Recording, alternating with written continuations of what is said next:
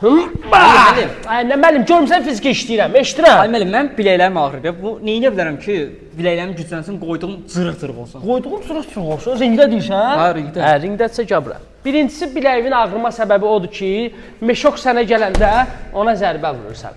İkinci səbəbi odur ki, meşoku vurub itələyirsən. Yəni, belə zərbələr atdığıma görə sənin biləklərin ağrıyır. Üçüncü səbəb də odur ki, düzgün bilək məşqi işləmirsən. Bilək məşqi işləmək üçün nə etməlisən? Möhkəmləndirmək üçün.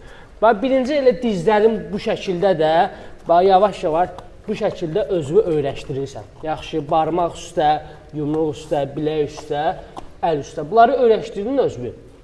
Sonra dizlərini qaldırırsan, başlayırsan yavaş-yavaş bu vəziyyətdə eyni şeyi eləməyə. Yaxşı, üçüncü artıq özünü öyrəşdirəndən sonra başlayırsan bu vəziyyətdə hərəkətləri təkrarlamağa, bu vəziyyətdə.